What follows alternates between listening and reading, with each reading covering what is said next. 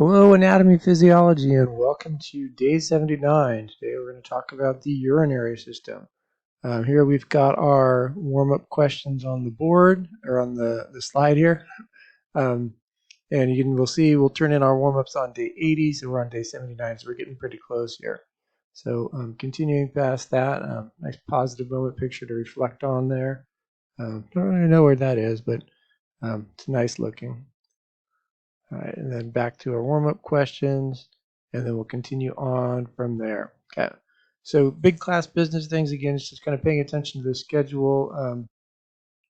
So we're looking at day 79 is where we're at now. We just finished the digestive system. So today we're on the urinary system. My plan at this point is still to try to do the reproductive system in just one day.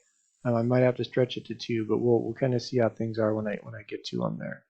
Okay, so homework materials that we've got. So we're working on lab 25, my lab and mastering for chapter 14.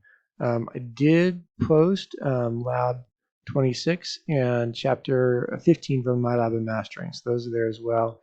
And then we just added the online test rewrites for unit 6. So make sure you go back to unit 6 to do the online test rewrites for that part of it.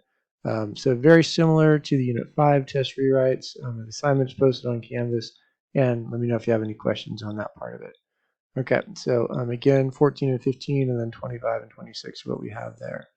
So for Lab 25, we're looking at the functional anatomy of the urinary system. We've got 6 objectives.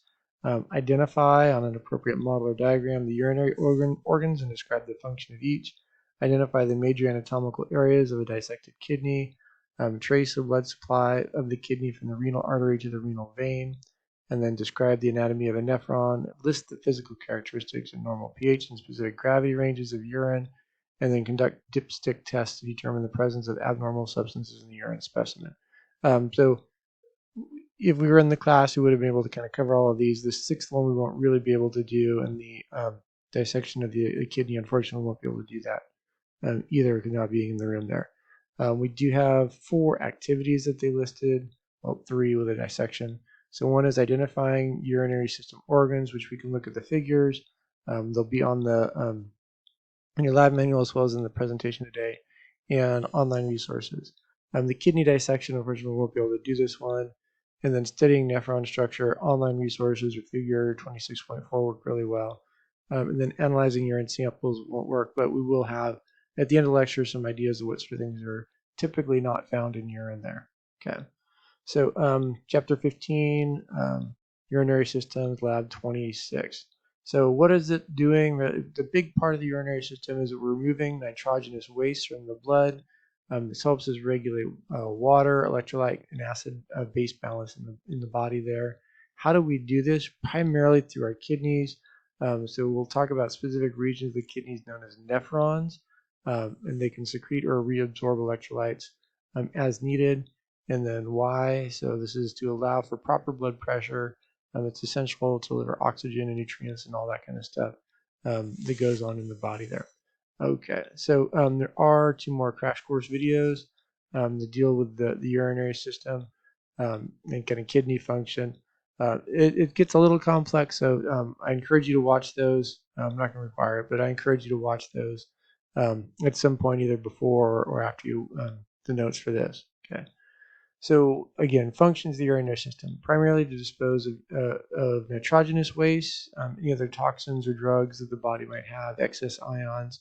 And regulatory functions include the production of something called renin that helps maintain blood pressure, erythropoietin to stimulate red blood cell production, and the conversion of vitamin D to its active form. So all of these things are things that the kidneys do: blood pressure, red blood cell production, and active form of vitamin D. Super important, but we're mostly going to focus on this idea of how do we remove waste from the body. So just kind of visually where we're looking at here. So in the abdominal cavity, so we've got the inferior vena cava, the aorta right here, and then just kind of on either side. So this would be an individual's right kidney, an individual's left kidney, and then running down from the kidneys, we have what we call the ureters, and they travel from the kidneys to the bladder, which is this organ right here, the urinary bladder, And then in order for that urine to exit the body, we have another tube called the urethra, which exits the body. We'll get to that more detail as we kind of go through. All right, so where are they found? They're situated against the dorsal body, so they're actually relatively close to your back, inside the abdominal cavity. It's called a retroperitoneal position, which means they're behind the parietal peritoneum, and I'll show you that on the next slide. And they're located right around the 12th vertebra there, so T12 to L3, so remember lumbar is where we no longer have ribs connected to it. And interestingly, the right kidney is slightly lower because the liver takes up a good chunk of that space. So your right kidney is a little bit lower than your left kidney there. All right, so here we're looking at, this is kind of a slice through the torso right here. So this would be the posterior or the back side of this person. And here's our abdominal cavity up here. But remember, the peritoneum is kind of this layer of tissue that kind of hangs down. So you can see this peritoneum comes down in front of, so here's the kidney, so this would be the abdominal cavity, kind of all this. But here's this kidney kind of back behind that peritoneal sheet right there. So it's relatively well protected. Here's the spine, here's kind of the muscles of the back, and so on. Okay, so looking at the structure of the kidney, what do we see? So adult kidney is about 5 inches, 12 centimeters long by 2.5 inches, 6 centimeters wide. It is kind of kidney bean shaped, and that kind of indent that's on there is known as the renal hilum. It's this kind of indentation where we have a bunch of things entering and exiting the kidney. So we've got renal arteries, renal veins coming in there, as well as the ureter coming out through this area called the renal pelvis. It doesn't show it on this image, but if you go to the next one here, we've got sitting on top of the kidneys here are our adrenal glands, and that produces adrenaline or epinephrine there. And again, kind of the renal hilum is this kind of little pinched in spot where everything plugs in there.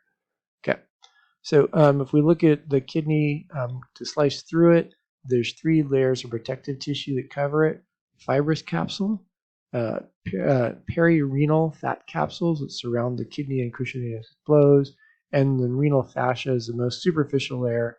It anchors the kidney and adrenal glands as the surrounding tissue. So on this image, it only shows the fibrous capsule, it doesn't show the other ones, but they would be around it. The perirenal fat capsules and the renal fascia would be kind of surrounding that on the outside there. Okay. And then inside the kidney, there's 3 specific regions that we want to kind of look at. One is called the renal cortex. It's the outermost region. The renal medulla, which is a deeper region, which consists of 2 other areas to look at. And then the renal pelvis, which you mentioned, it's kind of where the hilum is there. So if we kind of look to see what we've got going on here. So here's kind of our kidney again. So we've got the renal cortex, which is, again, this outermost layer. Right here, you can see this highly vascularized, all sorts of arteries and veins and capillaries kind of running through there. The renal medulla is this area that kind of runs from just inside here down to the bottom part of there. And there's kind of this open space in between. And this open space is our renal pelvis. I'm going to go forward a picture, then we'll come back a little bit. So here you can see, again, that renal cortex around the outside, renal medulla, kind of this pink and more reddish kind of band alternating here, and then the renal pelvis, which kind of runs through the middle part right there. Okay, so let's back up here. So inside the renal medulla, we have what's called the renal or medullary pyramids and the renal columns. So the pyramids are extension regions of tissue in found only in the medulla, whereas the renal columns are extensions of the cortex-like material that separates the pyramids. So here you can see here's the renal column, it's kind of this light pink coming down, and then the renal pyramid is kind of this darker pink, reddish sections right there. And then in the renal pelvis, we have these things called calyces. They form these cup-shaped drains that enclose the renal pyramids, and the calyces are what actually collect the urine and then send it to the renal pelvis, onto the ureter, and then ultimately to the bladder for storage. So here is, where did we go? So calyces is kind of this big one here, and then each one of these areas right here is a minor calyx here and here and here. Then the major calyx kind of collect from these minor calyces there, and you can see kind of the same things: minor, minor, kind of major, minor, minor, major, kind of going back that way. All right.